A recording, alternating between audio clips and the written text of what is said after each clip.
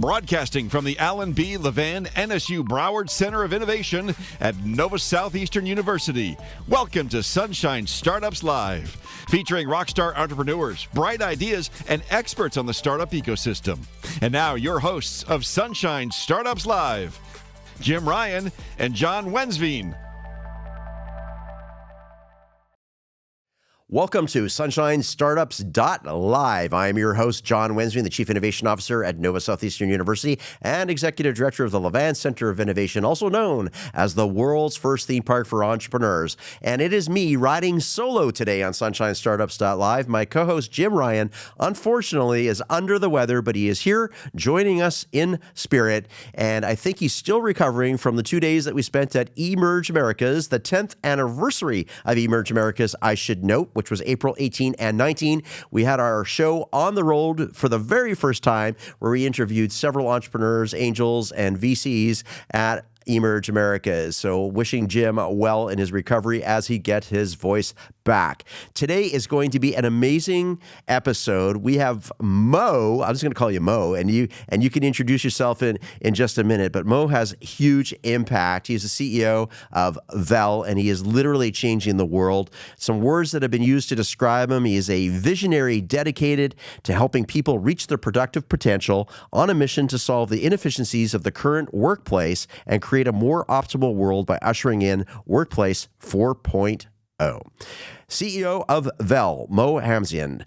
I'd like to welcome you officially to the show. I know you're born and raised in the UK. You now reside right here in Florida, but you're all over the world. You're very hard to track down, always in a different country, always doing something. You're a CEO, you're a speaker, you're a mentor, you're a whole lot of things, but I'd like to welcome you officially. How are you doing today? Yeah, thanks very much, John. Look, I love being here. I love talking to you. I love having met you. You and I have really interesting conversations all the time. I'm looking forward to this one particularly. I love how you mentioned the theme park. Nova is the theme park for entrepreneurs. I can attest to that. I've been there several times, and I'm half jealous that I'm not in the room that you're in. And in the spirit of what the company that we're building, I am remote, about 6 hours drive north of you, but nonetheless, I'm excited. Let's do it. Well, we'll get you here at some point again, live in person. And I'm always jealous when we talk, because when we do, you usually, if you're not in a hotel, you're where you are now with that background. And I love the artwork; it's great. And I'm a little jealous I don't have that on my wall. I just got robots. So let's talk a little bit about you and your founder's journey. You somehow came from the UK here to the US, and I know that we have a large listening audience that truly has become global in nature, full of entrepreneurs and investors and public-private sector represented here. Could you talk a little bit about your founder's journey of how you started in the UK, where you've been, how you got here to Florida, and then we'll go into what VEL is. You know, the US, if you're new to the US, I mean, if you've lived here all your life and you're a US native, you take a lot of things for granted, for sure. It's the largest single market in the world. It's one of the most successful democracies ever created by man. It's a really positive exercise of capitalism. Sure, every system has its flaws, but aggregately speaking, what a success. And so when in 2016, something called Brexit happened in our country, and ideologically, I disagreed. I disagreed that we should be a separatist movement and leave Europe. And I realized there are going to be some major economic headwinds. So we decided, emigration, moving countries, whether you're starting a new business, trying to transact across borders, but when you're actually leaving one country for another, let me tell you, that's one of the most imperfect decisions you can make. At best, you're like 75% sure. Even then, you're lucky. I don't know how my parents or your parents or parents of parents did it in the 80s, 70s, 50s, and 40s without the technology that we have now, without the transparency that we have now. So the decision was to come to the US, largest single market. And boy, am I happy. Am I happy I made that call to come here. So we had a home in Florida. It was a natural fit to come here. I love the state. I love what it has to say. There's a statistic I'll tell your listeners, an average Brit works for 22 days for a day on the beach. I can tell you, I live very close on the beach. I'm almost there every other day. So a lot of my friends in England are kind of a bit teary-eyed that they don't live in Florida, but I'm here and I'm glad to be part of the US story. Well, it's funny. Coming off of the Emerge Americas event, I stayed in Miami at a beachfront hotel, and it was a semi-waterfront that they put me in. And I looked out and I was like, oh my gosh, there's an ocean and a beach. And here I live in Fort Lauderdale, and I never, ever get to see the beach, which is unfortunate because I'm a beach lover myself. So we're off to a great start here, and I know that you're doing some unbelievable things right now with your business. And part of the reason that we like to bring people like yourself on is to talk about your journey, to also provide advice to the listening audience, but to learn more about what your company is and what we can do to potentially help you in terms of getting to the next level. So let's talk a little bit about VEL. And I'm a person that likes world firsts, and you're doing something that is considered a world first. Can you explain what VEL is and the uniqueness of it and the impact that you're having? Yeah, thanks very much. We do. First of all, before I qualify that, yeah, there are different types of humans in this world, and often humans are driven by different parameters. Fame, money, power, significance, these sort of things. And each entrepreneur has its own idiosyncrasy, and then therefore each CEO, its leader, have their own levers. Very much so for me. I'm not a mercenary. I'm a missionary. I believe in impact. I believe in change, and I have a huge dose of the 11, 12-year-old, and I want world domination with it. So I'm very much kind of a mission, vision-led person who wants to, because we believe our product is the best thing since sliced bread, is a bit of English colloquialism for you. We believe, therefore, its propagation and its scale is a responsibility we take really, really seriously. So VEL is, in its thesis, we see that the structural workplace has changed categorically. Even the trends were on our side even before COVID. So today, the US workforce, there are 168 million people in the US workforce. Just to give you an example, benchmark that's 3x the population of the UK, just the US workforce. And according to many sources like Elderman, McKinsey, Bloomberg, and Deutsche, and a few other banks, about 100 million Americans today, right now, are not working out of a traditional office building. They're either freelancing or they're 3, 4, 5 days remote, which means several things, which means they're either working from home, and if they're not working from home, they're working in public environments. They're working out of coffee shops. They're working out of restaurants. They're working out of hotels, airports. They're very kinetic. They're very mobile. They're very agile, and their demands have changed. So that the structural constitution between employer, employee, freelancer, independent contractor is in a bit of a flux. And whenever you look at it from every angle, some things need to change. So the way VEL is designing it, and we started in our early days, and we said, where is everyone going? This 100 million people, where are they going? In fact, majority of them, when home isn't good enough, go to a coffee shop. If they're not part of the Nova ecosystem, of course, they go to a coffee shop. And so we said, let's just build a much better coffee shop. That was the kind of rudimentary philosophy right at the beginning, the genesis of the company. And then today, however, we're much more tech, we're much more hardware, we're fully produced at factory. So we're in fact relying a lot on ergonomics, acoustics, sciences, UX, UI, robotics. And now we're building fully autonomous, tech-enabled, AI-enabled productivity coffee shop boxes.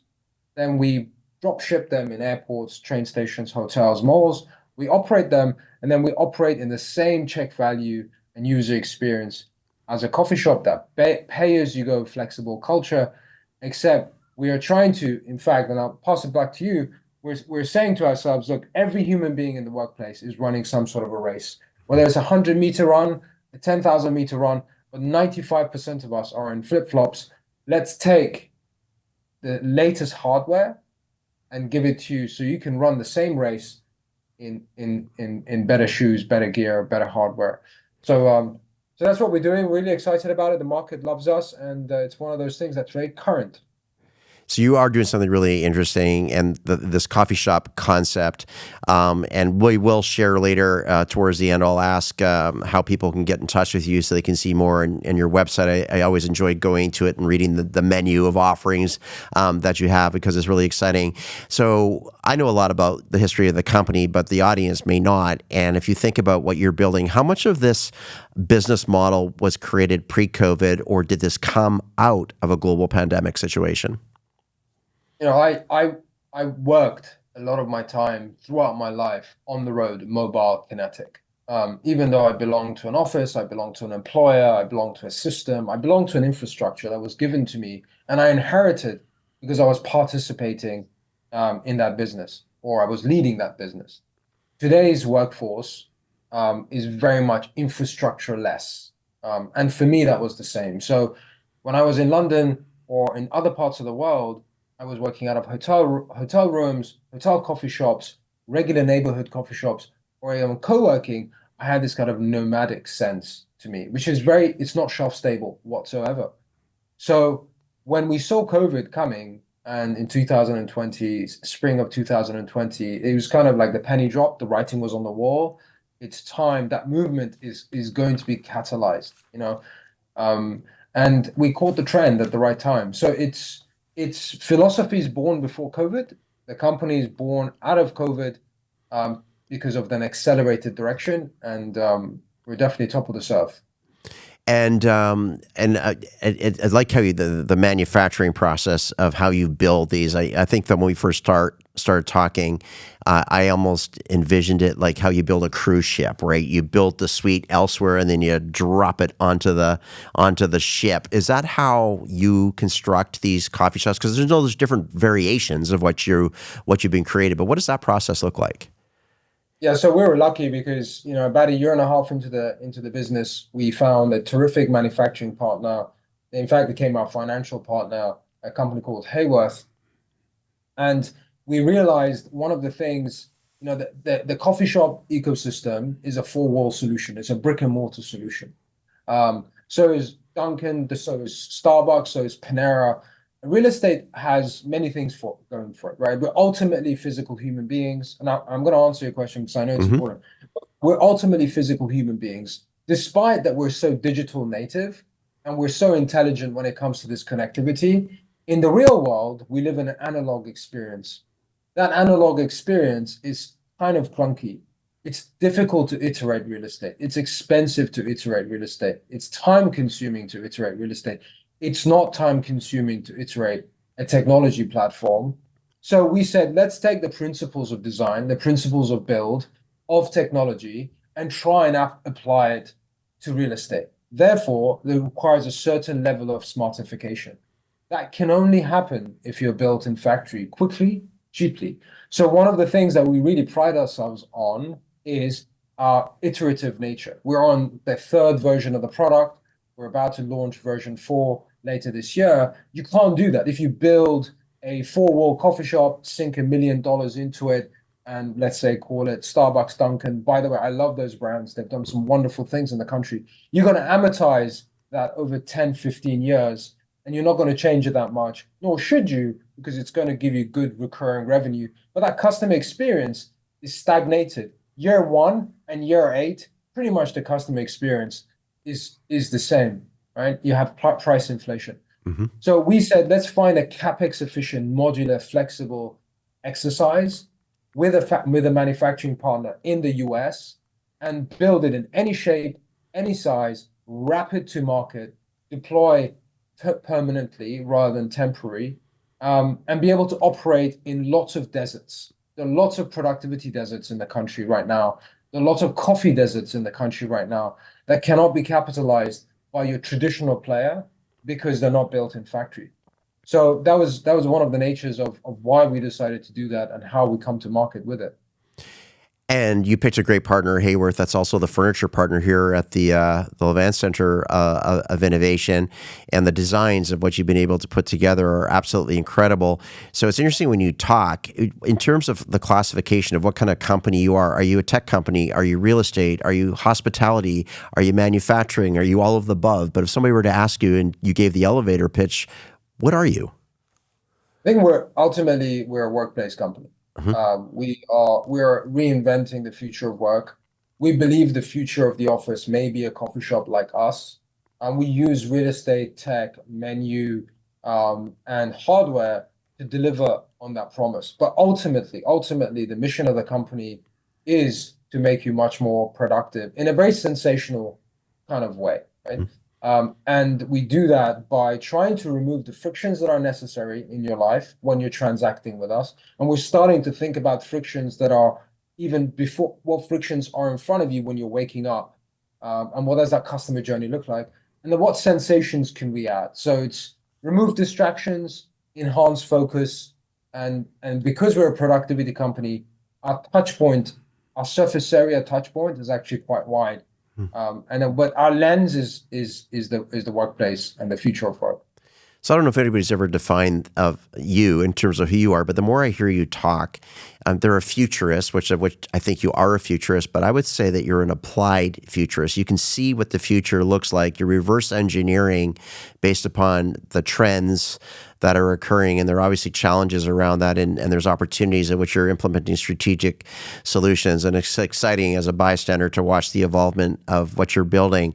Now, as an entrepreneur, as a founder, there are obviously challenges that you face every day. And in the theme of every episode that we have, no matter who we're talking to, we know that everything is not always rosy as an entrepreneur, and it's not one of those things where you work 9 to 5 and you take vacations when you want to and you're on your own schedule. It's quite the opposite of that, and it takes somebody very special and a team to be able to make this happen. So I like to talk about resilience, and given the challenges that are thrown at you on a daily basis, how do you navigate that and still work towards being successful? I love that question, actually. I love that question. It's interesting. We are trying to win the equivalent of a gold medal in the Olympics in 4 years' time. I mean, there aren't that many people who stand on the podium for their country. It's a very, very tall order. We're trying to say to ourselves and our investor base and the market, look, Starbucks took them 40 years to get to 30,000 locations. Can we do that in 10 years? If you are setting that milestone and yardstick into the future, it's a tall order. The points of failure are higher if you're trying to compress time. Therefore, if you are trying to, again, metaphorically win the Olympics, kiss work-life balance goodbye. In the near term, again, aggregately over a 50, 70-year lifespan, you could have had work-life balance, but you're definitely sprinting. So it requires a lot of resilience. A huge dose of optimism is really, really important. And steadfast belief in the why, in something more than yourself, bigger than yourself, because it's very difficult to white knuckle a situation and style it out. Willpower will only take you so far. You have to have your belief. Your team has to have your belief. You have to have a culture. You have to self-select on those cultures. It's interesting you mentioned that before I pass it to you, this idea of the entrepreneurship ecosystem is much more sophisticated today than it was 25 years ago. I mean, I was lucky enough to spend some time with Sir Richard Branson. He's one of those kind of first English entrepreneurs in the 1990s. And there was no one else really like him. Today, however, we have a really rich, diverse, sophisticated ecosystem on which you can rely, which is perfect, by the way.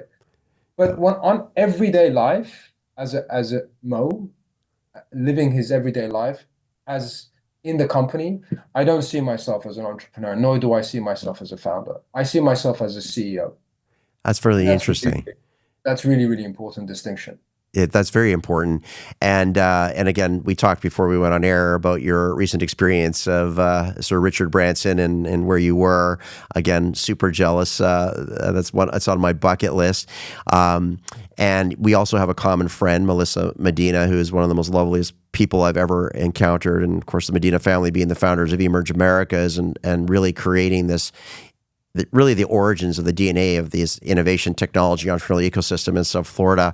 We had Melissa on Sunshine Startups Live not that long ago and did ask her a question about work-life balance. And it was a simple question. Is there such thing? I'll tell you what her response was, but I'm really curious because you brought work-life balance up. And as a CEO, as an entrepreneur, and all the things that you do, is there such thing? Depends what kind of a company you're trying to create, I would say. I mean, you can have impact, you can build wealth, you can build autonomy, you can build enormous amount of satisfaction if you want to be a lifestyle CEO. Which is we are saying we're raising money right now. In fact, we've had 4 rounds of funding, and we're raising on the notion that we've cured a model that we can put 1,000 of these in the market over the next 10 years. People are asking us why only 1,000. So if you're trying to do that, and whether we do or not, put that aside for a second. The attempt is there. We believe we can do it, and we will do it. Nevertheless, if you're trying to create that level of company, as a senior leader in it, there is very little work-life balance. I mean, it's you have to have commitment and from everyone in the team, family, children, etc., to be successful at it. So the short answer is probably not, and also the nature of the business, right? Mm-hmm. To some extent, I tell my team that if we were, distributing, let's just say nappies, out of Arizona, we had 5 million square feet, and we were selling e-commerce nappies. It's a slightly different business model than multi-unit recurring. We have a lot of operational headwind in our company. For us to be successful, we have to have really successful, like a unicorn status success. We have to have 100 units in the market, each generating $1 million of revenue. To do that requires a lot of hard work and complications. So in my company, there's very little work-life balance, and we try to self-select on it. Yeah. Well, I have zero work-life balance. Work is my life, and life is my work. But again, building something as well, and that's what it takes. And it was funny because when we asked that question to Melissa, it was an instant no. And you think about, she's got a large family, she's a mom, she's a CEO, she's building a business. But I just thought that there is no differentiator. There's work life and there's not, and there is no such thing. And I thought it was an interesting response. And I think you kind of help support that. It's hard being an entrepreneur. And one of the things that we like to do is figure out how we can provide more guidance, particularly to the early stage entrepreneurs out there. And if they're going to be successful, they need mentors around them. And I know that you do a lot of speaking and mentorship, and you have a significant impact based on your own experiences. What's the one best piece of advice that you could give an early stage entrepreneur so that they can be successful? Confirmation biases. It's really, really important. Heuristics can be really, really dangerous. You need good advisors, good team around you in order to make sure your blind spots are not there. It's incredible what human beings can convince themselves of and believe they're right when they're not right, and they waste more time and more money than they necessarily should. So learning quickly is really, really, really, really important. So I would say one of the things I always do, we did at a very early stage, even pre-raising money. In fact, we hadn't raised a penny. We started building an advisory team, domain experts that keep us honest, and then there's governance and accountability and these sort of things. These are really, really important. And active listening. Honestly, you have to be coachable. You have to be able to take signals, build a throughput out of them, implement them, understand why they went right and wrong, and then course correct. Even if things are going well, right? I mean, that's really, really important. And then the other thing, a little bit softer, lighter note, is make sure you celebrate the wins. Yeah. I that is so important, and I know that even in our own world here, that when something really great happens, we move on. Like that was yesterday, and we don't even sit back to think about what we did, or on to the next best thing. And you're right, you need to sit and smell the roses every once in a while, and I could do a much better job of that. And our audience is primarily the state of Florida, so we have literally innovation, technology, entrepreneurship represented in the audience. And if you think about the state of Florida today in terms of the ecosystem for entrepreneurs, is it in the early stages of growth? Is it mature? Does it have the infrastructure that's needed to support the entrepreneurial community, or do you think we have a ways to go yet? I'm probably not the best person to answer that question and qualify it versus other states, right? I can only speak from my experience. I've lived in the US 7-8 years. I've only lived in Florida. I've done business in multiple other states, but I know this state better than others. So take everything I say with a pinch of salt. I think from what I've seen, the intention of Florida from a public and state point of view is really futuristic. It's really, really important for them to get this right, and it's meaningful to be part of that. That recognition is really, really important. And definitely, I wouldn't say necessarily it's in its infancy, but it's got the right people and it's really magnetic, and the correct things are happening, whether it's incubators, accelerators, whether it's state policy, governance speaking the right tone, participating in the private sector, being open and keen and accessible. These are really, really important to be doing. And it's, what's interesting is seeing more than one hotspot being born out of it, more than Miami's the epicenter of it, I understand. But you're seeing some other satellites that are kind of becoming more, growing with it. So that's really great. So I'm it's interesting because our company right now is even though physical locations won't be remote because we're a physical company, our HQ, our corporate is remote, and we're a Series Seed. We'll probably have our Series A, fairly large Series A, if everything goes the way we expect it to go in 2025, maybe 2026. And by then, we want to have selected one city to call our commercial home, or resource talent from there, etc. So I am in a reconnaissance mode of going through, deciding where it would be. And it's very difficult to make that decision. Number one. Number two, it's very difficult to make that decision and leave Florida. So there's a lot of traffic coming into the state, and it's easy to see why. Well, you always know that you have a home here at the Levant Center of Innovation, of course. One question before I go into what I'll call the Rubik's Cube question is if you could briefly talk about the funding environment. So one of the questions we're asked all the time is, where do I get money? Because it's difficult, obviously, for entrepreneurs, particularly those early stage ones. What does the funding environment look like? And do you have any guidance of advice about how you go about securing the capital that's required to scale the business? Yeah, I guess funding, it largely depends what stage you're in, what sector you're in, and whether you need VC or angel funding, or how you want to do it, or whether you want to grow it organically and coining the term that's been coined many decades ago, bootstrap. So I would say 2023 was in many respects carnage for everyone. It was a very difficult year to raise cash. That won't last. I think 2024 is definitely getting better. You have to have a good team around you. You have to be patient. You have to have built the relationship, in my opinion, before you need the money. That's an important route.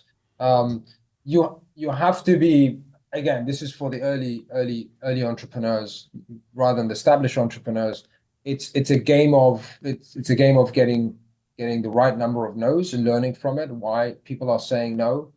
Profiling the investor base is really, really important. I much prefer to be much more direct, much more precise with the investor profile than have that scattergun approach. It's a very, very noisy world. Think of it from the investor point of view, what their pipeline looks like, what their attrition rate looks like. How can you help them be easier? Make sure you have a recommendation or referral. And you may not be ready for that investors' money, but you're definitely ready for their information and their advice. And most investors are in the game because they want, obviously, to make money. So does everyone else, but they're in the game because they want to deliver impact. The other thing you have to remember, if startups are the inventory of investors, and there's definitely more. There's more money than there are good opportunities. There's less money than bad opportunities, but there's more money than good opportunities. So if your opportunity is a good one, the investor equally needs you because you're the inventory, and they invest in you to make money, and they have a mandate to do so. And the other thing we did at VEL, and we were successful at it, we did a Reg CF crowdfunding on WeFunder. We raised $1.7 million on that. So that depending on your company profile and where you're at, what stage you're at, that could be a really relevant road to take as an alternative way of raising cash. And I think, if I recall, you did that really quickly too, didn't you? The crowdfunding. Yeah, relatively quickly. Yeah, it was weeks and not months. Yeah, and it was successful because it gave at the same time, you become a much more mature company overnight because there's a lot more governance, there's a lot more compliance. You have to be SEC registered.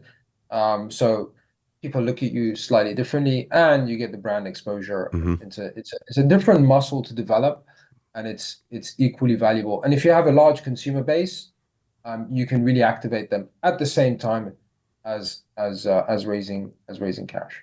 Well, I appreciate that because I think that is really great advice. And there's no one rule when it comes to raising the funds that are required. So let's go for the Rubik's Cube. So my goal here is to stump you. And I didn't know where you're going to be today. And I took a chance that you may have animals in your life. So my question actually relates to animals. So perfect timing. This was not set up. This was not scripted. If you were suddenly granted the ability to communicate with animals for a day, which animal would you talk to first, and what would you say? Oh, that's you can't stop me with that. I think Really? about that every day. No, I'm joking. You know what? Actually, we played a game at VEL. We had an offsite in our 2023 offsite. We played an animal spirit game. You know, just to get to know each other a little bit better as the team. You know, for me, I think I probably want to speak to a crow.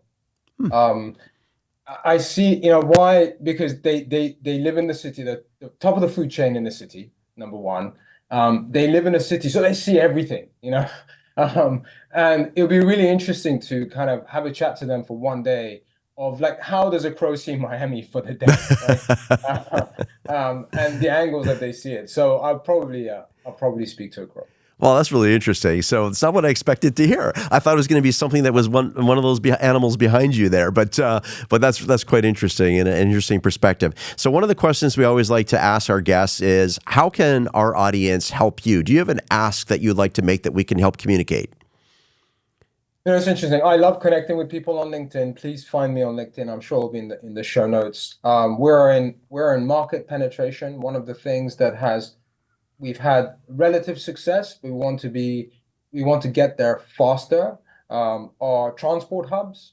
So if there are any listeners that have viral connections to decision makers in transport hubs, we would love to speak to you about it. And feedback. I love being part of the ecosystem. I love learning from other entrepreneurs that are doing some really great stuff, and I love to connect. So people can find you on LinkedIn, and then your website for VEL is what? Is myvel.com. There's a funny story with that. The company is called VEL. You know, its name is inherent, this idea that human beings want velocity, speed and trajectory and direction in the workplace. We attempted to buy VEL.com, but the ask was $750,000. Oh. and I, you know, at no stage can we justify that. So it was fantastic. Here's, you know, how you see opportunity in a crisis, right? It's not quite a crisis, but it was bad news. You know, it was a barrier to entry, which meant no one else is going to buy VEL.com. So we didn't buy that. So we bought the domain myvel, and we've gone with that for the last couple of years. And so that's where you can find us, myvel.com. Okay, so I'm sure people will be reaching out to you, and we thank you for that. So, Mo, the CEO of VEL, and we thank you for your time. I know you are ridiculously busy, and I'm thankful that you're able to carve out some time for us today. And of course, we'd love to keep in touch and hopefully have you back on a future episode so we can do a progress update of where you are with VEL. But you're a game changer. You're one of the influencers in the entrepreneurial ecosystem, and I can't thank you enough for taking time to join me today. I love being here. Thanks very much. I'm sorry I'm not in that fancy studio of yours at the Nova Center. I recommend people who haven't been in there. It's an acoustic marvel right in the heart of Miami. Well, we thank you for that and greatly appreciate it. And of course, you're welcome anytime. Open door here for you. And thank you again. We wish you continued success. Thank you for joining us on sunshinestartups.live. And we look forward to speaking to you again soon. And for our audience out there, if you'd like to be a guest or you'd like to provide comments, look us up on our website, sunshinestartups.live. I promise you, we didn't pay $750,000 for it. It was more or less free. And we look forward to hearing from you and hopefully having you on a future episode. So thanks again, Mo. Appreciate it. Thanks. Remember to subscribe, like, and share the Sunshine Startups Live podcast and follow us on social media. If you're interested in sponsoring or appearing on the show, please email us at booking@sunshinestartups.live.